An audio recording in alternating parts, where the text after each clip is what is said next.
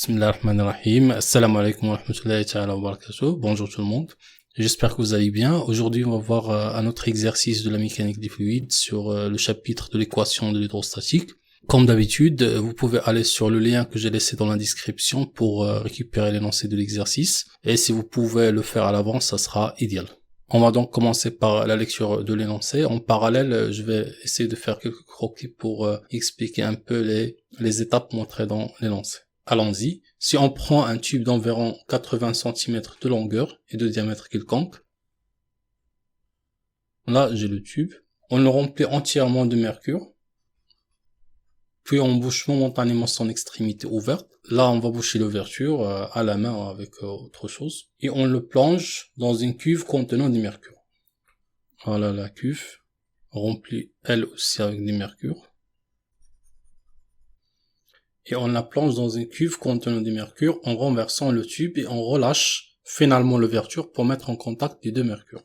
On va donc prendre le tube, on va le renverser dans la cuve, toujours en gardant l'ouverture fermée. Ce qui donnera toujours l'ouverture bouchée et le tube rempli de mercure. Maintenant, on va relâcher l'ouverture pour mettre en contact les deux mercures. Lorsqu'on fait ça, on remarquera que le mercure descendra un peu dans le tube puis se stabilisera à une hauteur donnée. Le mercure va donc descendre un peu. Comme ça, on vient de créer un appareil qui permet de mesurer la pression atmosphérique locale. Et l'objectif de cet exercice, ça va être de voir comment on peut, à partir de cet appareil, mesurer la pression atmosphérique. Cet appareil s'appelle un baromètre à mercure, ou encore le baromètre de Torricelli. Ici en bas, on a une remarque, l'espace créé en haut du tube est des pseudo-vide où la pression est presque nulle. Donc là, tout en haut, c'est pas de l'air, c'est des pseudo-vide, donc presque des vides. Pourquoi c'est pas 100% vide? Parce qu'il y a des gaz du mercure dedans. Pour la suite, on va considérer que la pression à cet endroit est égale à 0. Ici, on a le schéma paramétré sur lequel on va travailler. Deux points nous intéressent, le point A à la surface du mercure en contact avec l'air atmosphérique, et le point B à la surface des mercures à l'intérieur du tube en contact avec le vide. Les deux points, on décote ZA pour le point A, ZB pour le point B. La distance entre les deux, c'est H. Le baromètre indique une dénivellation H entre la surface des mercures en contact avec l'air atmosphérique, point A, et celle en contact avec le vide, point B. Première question. Donnez l'expression de la pression atmosphérique en fonction de H, puis calculez sa valeur. Pour cet exercice, c'est un peu l'inverse de ce qu'on a l'habitude de faire. La plupart du temps, on a la pression atmosphérique, on calcule dénivellation. Mais ici, on va mesurer le H, donc la dénivellation entre les deux surfaces. Donc là, vous voyez que c'est une donnée. Et à partir de cette dénivellation H, on va calculer la pression atmosphérique. Puisque le mercure ici est en équilibre, on peut juste appliquer l'équation de l'hydrostatique entre le point A et B. Et on aura PA moins PB est égal ρ du mercure G ZP moins ZA. La pression au point A, c'est la pression atmosphérique, puisque c'est la surface en contact avec l'air atmosphérique. Pression au point B, c'est 0, parce que c'est en contact avec le vide. Et le vide, on sait que la pression dedans, c'est 0. Après, pour ZB moins ZA, les deux points ils sont reliés par la dénivellation H. On va exprimer en premier le H. H, c'est Z des points le plus haut, point B, moins Z des points le plus bas, c'est ZA. Donc c'est exactement ce qu'on a ici. Il faudra juste remplacer ça par H. Mais avant, il faudra remplacer les pressions. PA, c'est pression atmosphérique, moins PB, c'est 0, égale ρm G H. On simplifie, P atmosphérique est égal ρm GH. Et là, ça va être l'expression de la pression atmosphérique en fonction de la dénivellation H.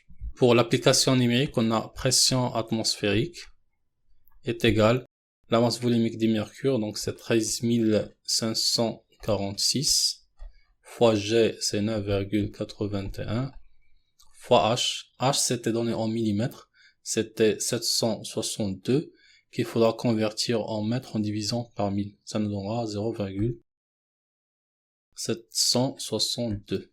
En faisant le calcul, on aura 101 259 pascal. Et là, c'est la valeur de la pression atmosphérique à l'endroit où on a posé le baromètre de Torricelli. Question 2. Si au lieu du mercure, on a mis de l'eau, quelle sera alors la hauteur H? Est-ce que le tube précédemment utilisé est toujours convenable? Maintenant, si on change le mercure avec de l'eau, en termes de l'équation de l'hydrostatique, il n'y a rien qui change. C'est juste la masse volumique du mercure qu'il faudra changer avec la masse volumique de l'eau. Et on aura pression atmosphérique égale ρ de l'eau fois G fois H. Mais à l'opposé de la première question, là, l'inconnu, c'est pas la pression atmosphérique, mais c'est le H. La pression atmosphérique, on va prendre la valeur qu'on avait calculée dans la première question, et on va chercher le H. Donc ici, il faudra juste faire passer ce terme de l'autre côté, et on aura pression atmosphérique sur ρ de l'eau fois G égale à H. Donc là, on a l'expression de H, il faudra juste faire l'application numérique. Mais avant, je vais commencer l'équation par H égale pression atmosphérique sur ρO fois G. Pour l'application numérique, pression atmosphérique, on avait trouvé 101 259 sur la masse volumique de l'eau, c'est 1000 fois G 9,81. Ça nous donne H égale 10,3 mètres. Pour la deuxième partie de la question, il nous demande est-ce que le tube utilisé dans le baromètre à mercure est toujours convenable si on souhaite utiliser de l'eau?